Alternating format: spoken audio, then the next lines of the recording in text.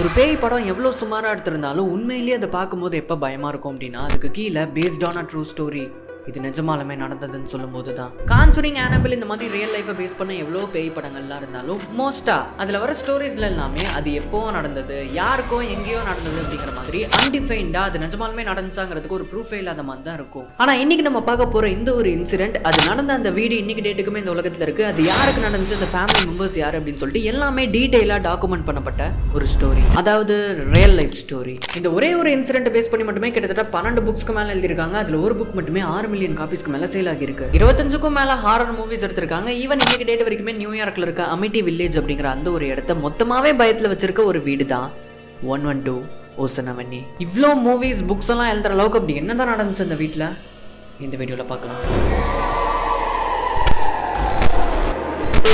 வீடியோக்குள்ள போறதுக்கு முன்னாடி this video sponsor by skill quickie. நீங்க காலேஜ் முடிச்சுட்டு ஒர்க் போகணும்னு நினைக்கிறீங்க, ஆல்ரெடி ஒர்க் தேடிட்டு இருக்க ஒரு பர்சனா இருக்கீங்க அப்படின்னா உங்களுக்கு ஒரு ஸ்கில் தேவைப்படும். மார்க்கெட்ல இருக்க ஹை டிமாண்டிங் ஸ்கில்ஸ்ல ஒன்று தான் டிஜிட்டல் மார்க்கெட்டிங். அதை கத்துக்கிறதுக்கு எந்த விதமான கோடிங் நாலேஜ் இருக்கணும்னு அவசியம் இல்லை. ஈவன் பெரிய பெரிய MNC கம்பெனிஸ்ல கூட அந்த ரோலுக்காக நிறைய பேர் ஹையர் பண்றாங்க. டிஜிட்டல் மார்க்கெட்டிங் நீங்க பெஸ்ட்டான வேலை அஃபோர்டபுளா கத்துக்கணும்னு நினைச்சீங்கன்னா ஸ்கில் குயிக்கி உங்களுக்கு அதுக்காக கோர்ஸ் ப்ரொவைட் பண்றாங்க. அந்த பெஸ்ட் திங் இஸ் நீங்க அவங்கள்ட்ட கோர்ஸ் என்ரோல் பண்ணதுக்கு அப்புறமா கடைசியா அவங்களே உங்களுக்கு பிளேஸ்மெண்ட்டும் பண்ணி கொடுப்பாங்க. லாஸ்ட் இயர் மட்டும் உங்க கம்பெனில இருந்து 500 பீப்புளுக்கு மேல பிளேஸ்மெண்ட் பண்ணி கொடுத்ததா சொல்றாங்க. அண்ட் பிரைசிங் வைஸ் பார்க்கும்போது மித்த பிளாட்ஃபார்ம்ஸோட கம்பேர் பண்ணும்போது இவங்களோட ஃபீஸ் எல்லாமே ரொம்ப கம்மியாக தான் இருக்கு. ஸோ நீங்க டிஜிட்டல் மார்க்கெட்டிங் லேர்ன் பண்ணிட்டு ஒரு வேலையில பிளேஸ் ஆகணும்னு நினைச்சீங்கன்னா டிஸ்கிரிப்ஷன்ல இருக்க லிங்கை கிளிக் பண்ணி உங்களோட கோர்ஸ் என்ரோல் பண்ணிக்கோங்க. அண்ட் ஒரு ஸ்பெஷலான திங்க நீங்க ஜாயின் பண்ணும்போது நம்ம சப்ஸ்கிரைபர் அப்படின்னு சொன்னீங்க அப்படின்னா உங்களுக்கு ஆக்சுவல் பிரைஸ்ல இருந்து 30% ஆஃபர் கிடைக்கும்.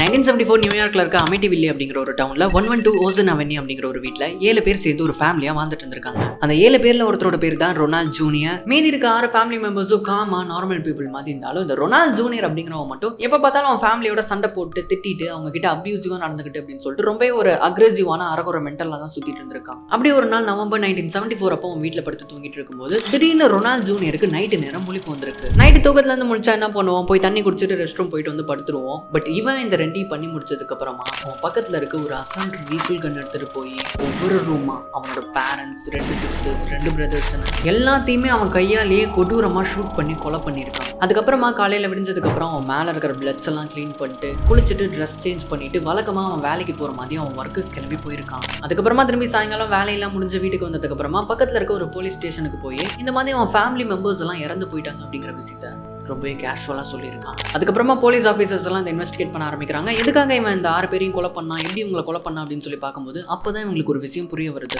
இவன் கன் எடுத்துட்டு போய் அவங்க எல்லாரையும் ஷூட் பண்ணி கொலை பண்ணான் இல்லையா, அந்த கன்ல அவன் எந்த விதமான சைலன்சருமே போடல. ஸோ அதை வச்சு அவன் ஷூட் பண்ணா அப்படின்னா அந்த ஊருக்கே அந்த சவுண்டு கேட்கும். ஆனால் இவனோட பேரண்ட்ஸ், 2 சிஸ்டர்ஸ், 2 பிரதர்ஸ்ன்னு சொல்லிட்டு எல்லாருமே ஒரே ரூம்ல இருந்திருக்க மாட்டாங்க இல்லையா, எல்லாரும் வேற வேற ரூம்ல தான் இருந்திருப்பாங்க. இவன் ஒவ்வொருத்தர் ரூமுக்கா தனித்தனியா போய் அவங்களை கொலை பண்ணியிருக்கான். இது மொத்தமா கொலை பண்ணி முடிக்கிறதுக்கு மட்டுமே கிட்டத்தட்ட 15 நிமிஷத்துக்கு மேல ஆகிருக்குன்னு சொல்றாங்க. ஸோ இவன் ஃபர்ஸ்ட் டைம் ஒருத்தரோட ரூம்ல போய் அவங்கள ஷூட் பண்ணி கொல்லும்போது கண்டிப்பா அந்த சவுண்ட் கேட்டு மித்தவங்களாம் அவங்க ரூம் விட்டு வெளியே வந்திருக்கணும், இல்லைன்னா அந்த வீட்டை விட்டு வெளியே ஓடி இருக்கணும். ஆனா ஸ்ட்ரேஞ்ச்லி அங்க இருந்த 6 பேருமே யாருமே அவங்க ரூம் விட்டு வெளியே வரல. இவன் ஷூட் பண்ணி கொல்லும் போது தப்பிச்சு போற மாதிரியோ இல்ல ஸ்ட்ரகிள் பண்ண மாதிரியோ எந்த விதமான எவிடன்ஸுமே கிடைக்கல. பக்கத்துல இருக்க நெய்பர்ஸ் வீட்ல எல்லாம் போய் இந்த மாதிரி நேத்து நைட்டு நடுஜாமத்துல உங்களுக்கு ஏதாவது கன் வச்சு ஷூட் பண்ணாம சவுண்ட் கேட்டுச்சா இந்த வீட்டுல இருந்து அப்படின்னு சொல்லி கேட்கும்போது கன் ஷாட்டா நேத்து நைட்டா, சான்ஸே இல்லையே, அந்த மாதிரி எந்த சவுண்டுமே நாங்க கேட்கலையே அப்படிங்கிற மாதிரி தான் எல்லாருமே சொல்லியிருக்காங்க. ஈவன் ரொனால்டோட வீட்லயே வந்து ஒரு டாக் வச்சு வளர்த்துட்டு இருந்திருக்காங்க. இவன் கன் எடுத்து ஷூட் பண்ற சவுண்டு கேட்டிருந்தா கண்டிப்பா அந்த டாகே கையாமையான்னு கத்தி அங்க இருக்கிற நெய்பர்ஸ் எல்லாத்தையுமே எழுப்பிட்டுருக்கும். பட் எந்த சவுண்டும் கேட்கல. அங்க இருந்து 6 பேர்ல ஒருத்தர் கூட எஸ்கேப் ஆக முயற்சி பண்ணல. இப்படி இந்த கேஸ் வந்து ஒரு மாதிரி மிஸ்டீரியஸா போயிட்டு இருக்கும்போது சரி ரொனால்ட் ஜூனியர் கிட்ட எதனால இந்த கொலையெல்லாம் பண்ண அப்படின்னு சொல்லி கேட்கும்போது அவன் என்னென்னமோ காரணம்லாம் சொல்லி மலுப்ப பார்த்திருக்கான். பட் ஃபைனல் ஜட்மெண்ட்டுக்காக கோர்ட்ல ப்ரொடியூஸ் பண்ணும்போது அங்க இருக்கிற ஜட்ஜ் வந்து எதுக்காக இந்த மாதிரி உன் ஃபேமிலி மெம்பர்ஸ் எல்லாம் கொலை பண்ண அப்படின்னு சொல்லி கேட்கும்போது அப்போ ஒரு விஷயத்த சொல்றான், நான் ஒன்றும் அந்த கொலையை பண்ணல. அந்த வீட்டில் ஒரு வாய்ஸ் எனக்கு கேட்டே இருக்கும். என் தலையிலேருந்து அந்த வாய்ஸ் எனக்கு பேசுற மாதிரியே கேட்கும். அன்னைக்கு நைட்டு நான் தூங்கிட்டு இருக்கும்போது அந்த வாய்ஸ் என் தலைக்குள்ள இருந்து பேசிச்சு. பக்கத்தில் இருக்கிற அந்த கன் எடுத்துட்டு போய் என்னோட ஃபேமிலி மெம்பர்ஸோட தலைக்கிட்ட அதை வைக்க சொல்லிச்சு. அதுக்கு மேலே என்ன நடந்துச்சுன்னு எனக்கு ஞாபகம் இல்லை அப்படின்னு சொல்லியிருக்கான். பட் கோர்ட்லேருந்து யாருமே வந்து இந்த விஷயத்தெல்லாம் நம்புறதுக்கு தயாராக இல்லை. இவன் 6 பேரை கொலை பண்ணதுனால 6 ஆயுள் தண்டனைகள் கொடுத்து இவனை வந்து ஜெயிலில் தூக்கி போட்டுடுறாங்க. ஈவன் இன்னைக்கு டேட் வரைக்குமே நியூயார்க்கில் இருக்க ஒரு ஜெயிலில் தான் அவன் இருக்கான். இதெல்லாம் நடந்து கொஞ்ச நாள் கழிச்சு 1975 அப்போ லட்ஸ் ஃபேமிலி அப்படிங்கிற ஒரு ஃபேமிலி வந்து புதுசாக குடி போகிறதுக்காக ஒரு வீடு தேடி இருந்திருக்காங்க. அப்படி அவங்க அமிட்டி வில்லேஜுக்கு வரும்போது அப்போ அவங்க கண்ணில் ஒரு வீடு பட்டிருக்கு. பார்க்கறதுக்கே ரொம்ப பிரம்மாண்டமாக இவங்க ட்ரீம் ஹவுஸ் மாதிரி இருந்த அந்த ஒரு வீடு இவங்க நினச்சி பார்க்காத அளவுக்கு ரொம்பவே சீப்பான ப்ரைஸ்லையும் வந்திருக்கு, அதனால லேட் பண்ணாம உடனே இதை வாங்கிடலாம்னு சொல்லி அவங்க முடிவு பண்றாங்க. பட் அதுல ஒரு சின்ன பிரச்சனை என்னன்னா, அந்த வீடு வேற எதுவுமே கிடையாது, 112 ஓசன் அவென்யூங்கிற அந்த கொடூரமான 6 கொலைகள் நடந்த அந்த வீடு தான். பட் அந்த வீட்டுக்கு பின்னாடி இருக்க எந்த விதமான பேக் ஸ்டோரியும் தெரியாம லெட்ஸ் ஃபேமிலி அந்த வீட்டை வாங்கிட்டு அந்த வீட்டுக்குள்ள குடி போறாங்க. ஜார்ஜ் லெட்ஸ், கேட்டி லெட்ஸ், அவங்களோட 3 பசங்க அப்படின்னு சொல்லிட்டு இவங்க 5 பேர் தான் அந்த லெட்ஸ் ஃபேமிலி. அந்த ஃபேமிலியில அப்பாவா இருந்த ஜார்ஜ் லெட்ஸ் அப்படிங்கிறவர் ஒரு பிசினஸ் மேன். நார்மலா வந்து அவர் ரொம்பவே காமான, ஃபேமிலி கிட்ட அதிகமா சண்டை போடாத மாதிரி ஒரு சாந்தமான பர்சனா தான் இருக்காரு. பட் ஆனா அந்த வீட்டுக்குள்ள போனதுக்கு அப்புறமா அவரோட பர்சனாலிட்டி எல்லாம் கொஞ்சம் கொஞ்சமா சேஞ்ச் ஆக ஆரம்பிச்சிருக்கு.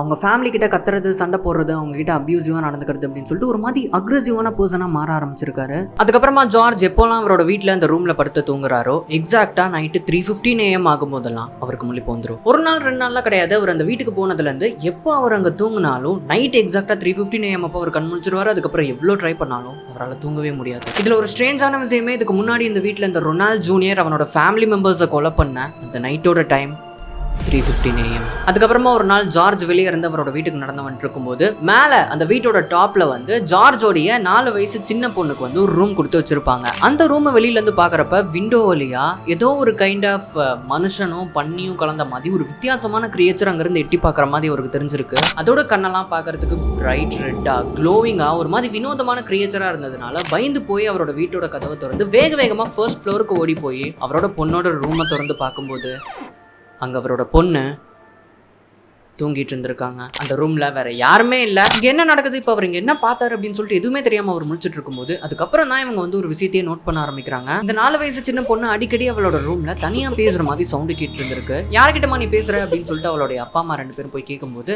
ஜோடி, எனக்கு ஒரு புது ஃப்ரெண்டு கிடைச்சிருக்கான், அவன் பேர் ஜோடி, நான் கிட்ட தான் பேசிட்டு விளாண்டுட்டு இருப்பேன், அவன் பார்க்கறதுக்கு ஒரு பிக் மாதிரி இருப்பான் அப்படின்னு சொல்லியிருக்கா. இந்த பொண்ணோட அம்மா கேட்டி லெட்ஸ் ஒவ்வொரு வாட்டி கண்ணாடி முன்னாடி போய் நிற்கும் போதெல்லாம் ஒரு விஷயத்தை நோட் பண்ணுறாங்க. கொஞ்சம் கொஞ்சமாக அவங்க முகத்தில் இருக்கிற தோல் எல்லாமே ஒவ்வொரு நாளும் சுருங்கிட்டே வர மாதிரி இருந்திருக்கு. அதுவும் நார்மலாக நமக்கு வயசாகும் போது சுருங்கும்ல அந்த மாதிரிலாம் இல்லாமல் ரொம்பவே ரேப்பிடாக. எந்த அளவுக்கு ஃபாஸ்ட்டாக அப்படின்னா வெறும் கொஞ்ச நாள்லயே 90 years old, அதாவது ஒரு 90 வயசு பாட்டி மாதிரி அவங்க முகத்தில் இருக்கிற தோல்லாம் சுருங்கி போய் கம்ப்ளீட்டாக வேற ஒரு பர்சன் மாதிரி அவங்க மாற ஆரம்பிச்சிருக்காங்க. கேட்டியோட அம்மாக்கே அவங்கள பார்த்து அடையாளம் தெரியலன்னு சொல்லிருக்காங்க. அந்த அளவுக்கு அவங்க ஃபேஸ் கம்ப்ளீட்டாகவே சேஞ்ச் ஆயிருக்கு. இப்படி இவங்களோட வீட்டில் ஒவ்வொரு விஷயமா மிஸ்டீரியஸாக நடக்க அப்போதான் ஜார்ஜ் அந்த வீட்டில் ஒரு சீக்ரெட் ரூம் இருக்க விஷயத்தை கண்டுபிடிக்கிறாரு. ஏற்கனவே இவங்க அந்த வீட்டுக்கு வரும்போதே இவங்களுக்கு ஒரு ப்ளூ பிரிண்ட் கொடுத்துருப்பாங்க. இந்த வீட்டில் என்னென்ன ரூம்ஸ் இருக்கு, அது என்னென்ன சைஸ்ல இருக்கு அப்படின்னு சொல்லிட்டு கம்ப்ளீட்டா அதில் மென்ஷன் பண்ணிருப்பாங்க. பட் அந்த ப்ளூ பிரிண்ட்ல எங்கேயுமே இந்த மாதிரி ஒரு ரூம் இருக்கிற விஷயத்தை போடவே இல்லை. சரி, இந்த ரூம்குள்ள என்ன இருக்கு அப்படின்னு சொல்லிட்டு அவங்க திறந்து போய் உள்ள பார்க்கும்போது அது கம்ப்ளீட்டா ஒரு பேஸ்மெண்ட் ரூம் மாதிரி கட்டி வச்சிருக்காங்க. வெறும் 2 பேர் மட்டும் தான் நிக்கிற அளவுக்கு ரொம்ப சின்ன ரூமா தான் கட்டி வச்சிருக்காங்க. ஆனா அந்த ரூம் ஃபுல்லா எங்க பார்த்தாலும் அப்படியே ரத்தத்தால பூசி வச்ச மாதிரி பிளட்டி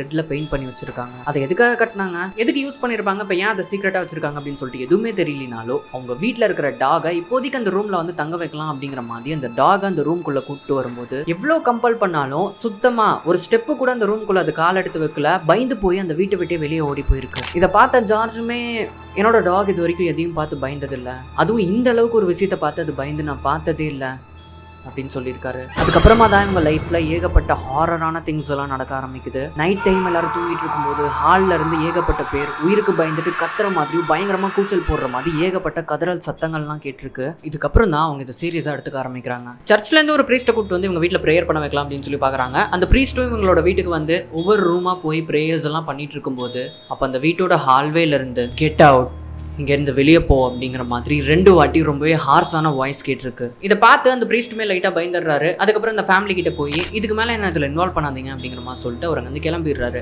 அதுக்கப்புறமா இந்த பேய் ஓட்டுறதுலேயே ஸ்பெஷலிஸ்டாக இருப்பாங்கல்ல, இந்த எக்ஸோசிசம்லாம் பண்ணுறவங்க, அந்த மாதிரி எக்ஸோசிஸ்ட் பீப்புளெலாம் இவங்க வீட்டுக்கு கூப்பிட்டு வந்து இவங்க ரிசர்ச் பண்ணும்போது தான் ஆல்ரெடி இதுக்கு முன்னாடி இந்த வீட்டில் என்னெல்லாம் நடந்துச்சு அப்படிங்கிற அந்த பேக் ஸ்டோரி உங்களுக்கு தெரிய வருது. அது தெரிஞ்ச உடனேயே லெட்ஸ் ஃபேமிலி இனிமேல் இங்கே ஒரு நிமிஷம் கூட இருக்கக்கூடாதுன்னு சொல்லி முடிவு பண்ணி அந்த வீட்டை விட்டு போகிறாங்க. அதுக்கப்புறமா அந்த 5 பேரும் திரும்பி அந்த வீட்டு பக்கம் போனதே இல்லை. இதெல்லாம் நடந்த கொஞ்ச நாள் கழிச்சு வில்லியம் வெபர் அப்படிங்கிற ஒரு பாராசைக்காலஜிஸ்ட் இந்த ஃபேமிலியோட ஸ்டோரி கேட்டதுக்கு அப்புறமா லெட்ஸ் ஃபேமிலியை நேரில் போய் மீட் பண்ணி இவங்களோட இந்த ஸ்டோரியை ஒரு புக்கா எழுதலாம் அப்படின்னு சொல்லி முடிவு பண்றாரு. அவங்களுக்கு நடந்த அந்த எக்ஸ்பீரியன்ஸ் எல்லாமே கலெக்ட் பண்ணி 1977 அப்போ த அமிட்டிவில்லே ஹாரர் அப்படிங்கிற ஒரு புக் ஒன்று ரிலீஸ் பண்றாரு. வெறும் 2 வருஷத்துல அந்த புக் ஒரு பெஸ்ட் செல்லரா மாதிரி 6 மில்லியன் காப்பீஸ்க்கு மேல சேல் ஆகுது. அதை ஃபாலோ பண்ணி அதே மாதிரி 11 புக்ஸ் எழுத ஆரம்பிக்கிறாங்க. அதுக்கப்புறமா இந்த இன்சிடென்ட்டை பேஸ் பண்ணி த அமிட்டிவில்லே ஹாரர் அப்படிங்கிற ஒரு ஹாரர் மூவி எடுக்கிறாங்க. அதுல இருந்து இன்னைக்கு வரைக்குமே இந்த ரியல் லைஃப் இன்சிடென்ட்டை பேஸ் பண்ணி 25க்கும் மேல ஹாரர் மூவிஸ் எடுத்திருக்காங்க. அதுக்கப்புறமா லட்ஸ் ஃபேமிலி இந்த வீட்டை விற்கலாம் அப்படின்னு சொல்லி அவங்க ட்ரை பண்ணாலும் கூட இந்த வீட்டுக்கு பின்னாடி இருக்க இந்த பேக் ஸ்டோரி இந்த அளவுக்கு ஃபேமஸ் ஆனதுனாலேயே எவ்வளவு சீப்பா அந்த வீட்டை கொடுத்தாலும் யாரும் அதை வாங்குறதுக்கு ரெடியாவே இல்லை. ஸோ இதனால லட்ஸ் ஃபேமிலி அந்த வீட்டுடைய 112 ஓசன் அவென்யூங்கிற அந்த பேரை மாத்திட்டு அதை வேற மாதிரி ரீகான்வெர்ட் பண்ணலாம் அப்படின்னு சொல்லி அதில் நிறைய சேஞ்சஸ்லாம் பண்ணியிருக்கிறதா சொல்றாங்க. பட் இருந்தாலும் அதுக்கப்புறம் இந்த வீட்டை யார் வாங்கினா இல்லை யார் ஓன் பண்ணியிருக்காங்க அப்படிங்கிற அந்த டீடைல்ஸ் எல்லாமே பப்ளிக்கா இன்டர்நெட்ல அவைலபிளா இல்லை.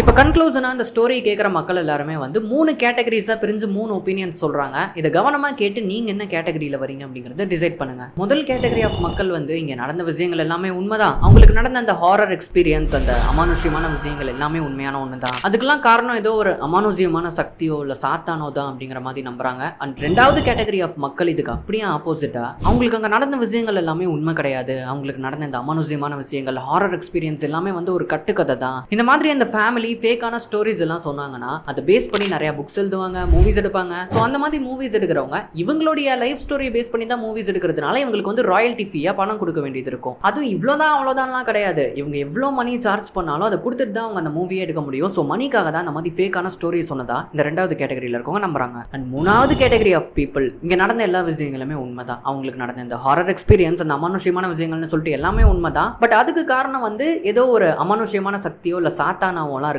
அந்த ஃபேமிலியில இருந்தவங்களுக்குலாம் வந்து மென்டலி ஏதாவது ப்ராப்ளம் இருந்திருக்கும், ஏதாவது ஒரு சைக்காலஜிக்கல் டிசார்டர் இருந்திருக்கும், அதனால தான் இந்த மாதிரி உங்களுக்கு இல்யூஷன்ஸ் எல்லாம் தெரிஞ்சிருக்கும். மேபி நம்ம அதை நேரில் போய் ரிசர்ச் பண்ணோம் அப்படின்னா அங்கே என்ன நடந்துச்சு அப்படிங்கிறத சயின்டிஃபிக்காக கண்டுபிடிக்க முடியும் அப்படிங்கிற மாதிரி நம்புறாங்க. அண்ட் நான் பர்சனலாக வந்து இந்த தேர்ட் கேட்டகரிக்குள்ளே தான் வரேன். ஏன்னா எனக்கு என்னமோ உங்களுக்கு நடந்ததெல்லாம் ஒரு சைக்காலஜிக்கல் ப்ராப்ளமாக இருக்குங்கிற மாதிரி தான் தோணுது. நீங்கள் இதில் என்ன கேட்டகரியில் வரீங்க, இல்லைனா இந்த 3 தேரிஸ் இல்லாமல் 4வது ஏதாவது தேரி வச்சிருக்கீங்களா அப்படிங்கிறது வந்து கமெண்ட்டில் சொல்லுங்கள். இதே மாதிரி ஒரு சூப்பரான வீடியோவில் திரும்பி நான் வந்து உங்களை மீட் பண்ணுறேன். Have a good sleep. Love you guys.